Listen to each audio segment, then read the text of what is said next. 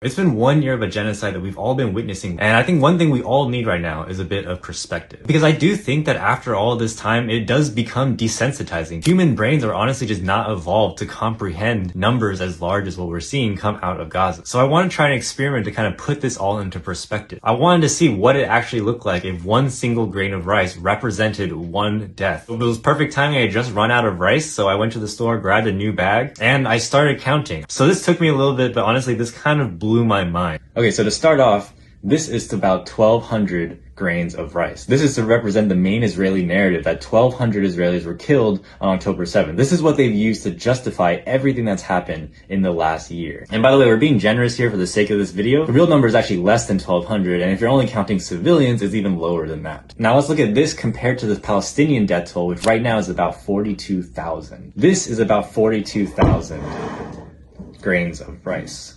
This 1,200 has been used to justify this 42,000 right here.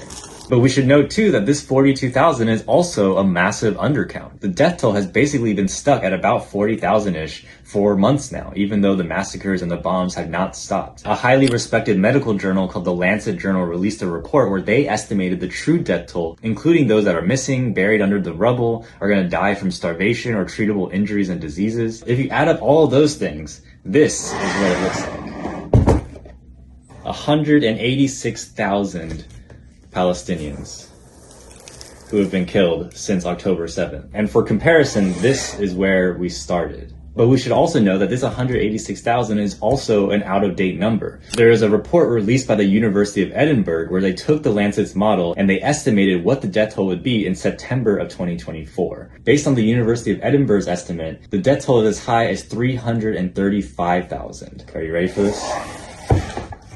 This is what 335,000 looks like.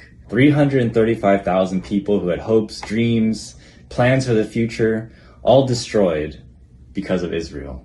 Right now, Western leaders are putting out their statements in commemoration of the October 7th anniversary, and they all center the Israeli narrative. They want us to believe that this 335,000 is self-defense. They want us to think that this is a proportional response. But we all know what this really is. We've all woken up to it over the past year, and we have a word for this. The word for this is genocide. Thank you for tagging along with my little experiment, and make sure you do at least one thing today in support of a free Palestine. You can check out my link tree. I have a public action toolkit as well as ways that you can email or call your representatives. And I'm also running a fundraiser right now where you can buy this shirt that I wear in all my videos, and all of the proceeds will be going to Palestine. And lastly, really what we learned over the past year is that this is an ongoing battle. So I think this is a good time for all of us to reflect a little bit on how we've changed over the past year, some of the lessons we learned, and it's also a good time to connect with your community, to connect with other people who are like-minded, who feel the same way as you, because that is so key in us being able to do this for the long term. Whatever it is, make sure you do at least one thing today in support of a free Palestine.